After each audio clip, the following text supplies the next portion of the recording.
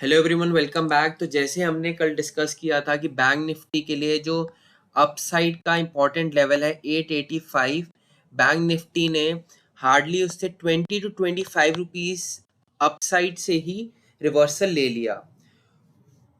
तो अब हम बैंक निफ्टी को मंडे किस तरीके से ट्रेड कर सकते हैं वो देख लेते हैं। आप अगर देखेंगे कि बैंक निफ्टी जो है वो एक रेंज में क्लोज हुई है। अगर बैंक निफ्टी फ्लैट ओपन होके इसको डाउन साइड की साइड ब्रेक करती है तो हमारा फर्स्ट टारगेट बन के आएगा 42,000 के आसपास का। सेकंड टारगेट जो बन के आएगा 41,885 का। और अगर बैंक निफ्टी फ्लैट ओपन होके इस रेंज को अपसाइड की साइड निकालती है तो फर्स्ट टारगेट जो बन के आएगा 42,338 का। और सेकंड टारगेट बन के आएगा 42461। और थर्ड टारगेट बन के आएगा 42524 के आसपास का। ये तो हो गए फ्लैट ओपन होने की बात।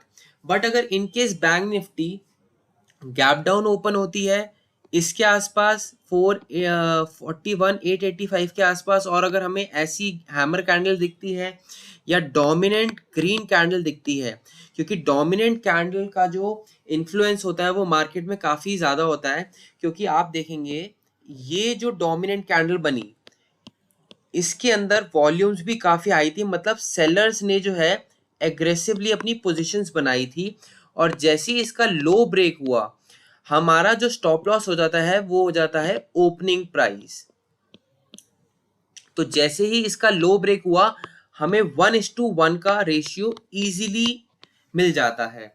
तो आपको उस हिसाब से डिसाइड करना है कि अगर यहाँ पर एक डोमिनेंट ग्रीन कैंडल बन जाती है तो जैसे ही उसका हाई ब्रेक होता है तो आप 1:1 का या इन लेवल्स के हिसाब से आप अपना टारगेट को डिसाइड कर सकते हैं। और एसएल जो होगा या तो ओपनिंग या तो हाई आप डिसाइड कर सकते हैं कि उस टाइम जो है कैंडल का कैंडल के हिसाब से रिस्क टू रिवॉर्ड रेशियो आपका कितना मैनेज हो सकता है। ये तो होगी गैप डाउन की बात।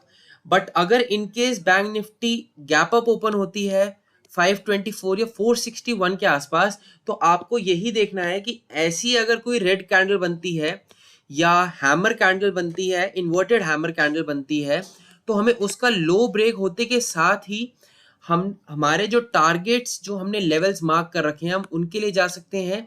या हमारा रिस्क टू रिवॉर्ड रेशियो 1:1 1:1.5 हम इस तरीके से मैनेज कर सकते हैं।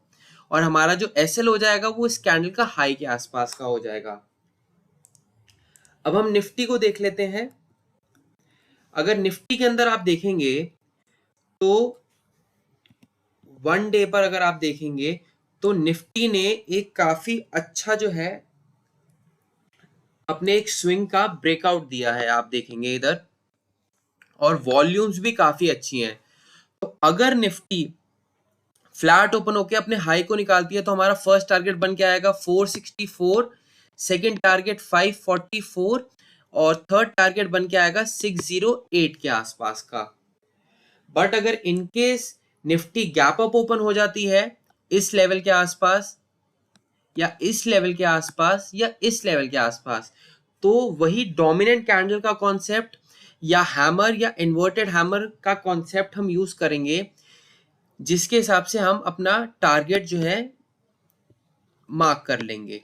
अगर सपोज इधर एक हैमर कैंडल बनती है, इसका हाई सपोज 490 का है और इसका जो लो है वो है 440 का, तो हमारा जो रिस्क टू रिवॉर्ड रेशियो जो है, हम अगर मल्टीपल लॉट्स ले रहे हैं तो हम उनको एक बुक कर लेते हैं 1:1 पे, और जो दूसरे लॉट्स होते हैं हम उनको ट्रेल कर सकते हैं स्ट्रक्चर वाइज। तो हम इस हिसाब से गैप अप को ट्रेड करेंगे। बाकी अगर गैप डाउन ओपन हो जाती है निफ्टी इसके आसपास या इसके आसपास, तो हम डोमिनेंट कैंडल और हैमर का कॉन्सेप्ट इधर भी वही सेम यूज करेंगे। इन लेवल्स को नजर में रखते हुए, एक तो 213 लेवल है और एक 125 का लेवल है, 18,125 का। और कल मैंने आपको जो है पोजिशनल स्टॉक्स दिए थे ट्रेड करने के लिए। एमफेसिस जो है वो ट्रिगर नहीं हुआ क्योंकि अगर फ्लैट ओपन होके अगर फॉलो थ्रू देता तभी हम इसके अंदर ट्रेड लेते, तो ये हमारा ट्रेड एक्टिवेट नहीं हुआ।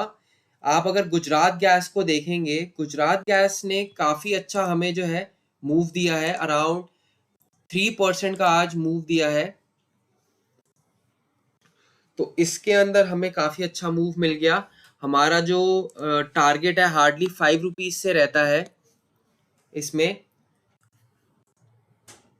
और हमारा जो थर्ड पिक था एफएसएल का, एफएसएल भी हमारा जो ट्रेड है वो ट्रिगर नहीं हुआ, क्योंकि ये गैप अप ओपन होके इस रेंज को अपसाइड ब्रेक कर दिया है।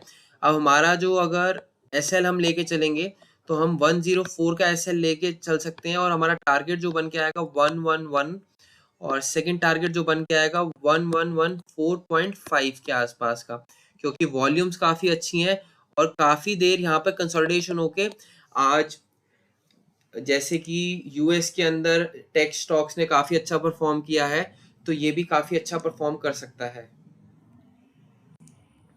नेक्स्ट जो स्टॉक है बाटा इंडिया, आप देखेंगे बाटा इंडिया ने भी अराउंड 1720 तक का हमारा जो टारगेट था 1720 का, तो इसने जो लो बनाया है वो आसपास 1735 के आसपास का बनाया है। हार्डली 15 रुपीज़ रह गए हैं हमारे को। और आप वॉल्यूम्स भी देखेंगे कि काफ़ी अच्छा सेलिंग प्रेशर आया है हमारे को। 1:1 तो ईजिली आज ही हमारा जो टारगेट है वो अचीव हो गया है। तो अगर आपको मेरा वीडियो अच्छा लगा हो तो please do like, share and subscribe. Thank you.